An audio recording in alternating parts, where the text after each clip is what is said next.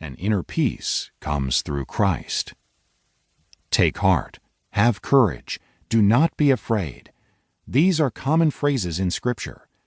There are no quick fixes when it comes to defeating anxiety. Fighting it will require orienting your entire life to Christ. Your goal in fighting your anxiety should always be worship of Him.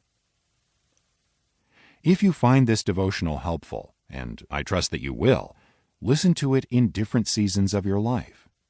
Work through it this coming month, and then come back to it a year from now to remind yourself how to do battle with your anxiety. This devotional is not meant to be a comprehensive guide to fighting anxiety. Good volumes are already written for that purpose. Buy them and make good use of them. That's enough for now. Let's begin. Deepak Riju. Introduction. When Panic Attacks. 6 years ago, I could not have written this book. I was a prisoner. Anxiety crippled me and held me captive. Satan took advantage of an extended season of depression I was going through that had been triggered by the impact of a myriad of difficulties in our church and family.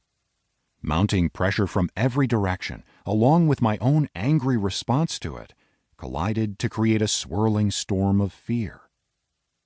I had experienced anxiety before, but never like this. I couldn't go on.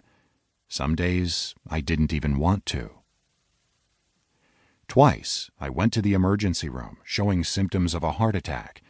After my second trip to the ER, my physician sent me to a cardiologist to get blood work and a stress test.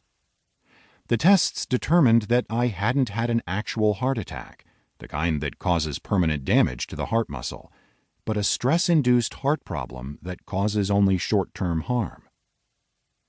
The Mayo Clinic calls it broken heart syndrome, a temporary heart condition that is brought on by stressful situations or grievous loss. It involves a surge of stress hormones disrupting the heart's normal pumping function. This condition mimics a heart attack by causing a similar set of symptoms, including chest pain, shortness of breath, an irregular heartbeat, and generalized weakness. When this occurs, people believe they are having a heart attack. I did, twice in less than a year, and what I experienced is more common than I knew. Perhaps you can relate to one or more parts of my story, perhaps not. Regardless, we all struggle with various forms of anxiety. What does your anxiety look like? Is it mild worry, or full-blown panic, or something in between? Did you pick up this devotional because feelings of anxiousness come and go, or because they are constant? No matter what your anxiety looks like, the Bible speaks truth and peace into your mind and heart. Scripture directly addresses the anxious heart in helpful ways. Anxiety is entwined with our bodies. Anxiety is a persistent part of our human condition.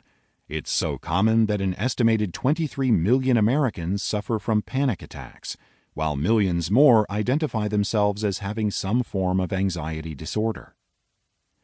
It is helpful to realize how honestly the Scriptures uncover this side of human experience, shed light on the effect that anxiety has on our bodies, and vice versa, and fuel the faith that strengthens inner security and peace. Thousands of years ago, Jewish patriarchs recognized the impact of powerful emotions on the body. For example, Jacob feared the possibility of premature death from deep sorrow and distress.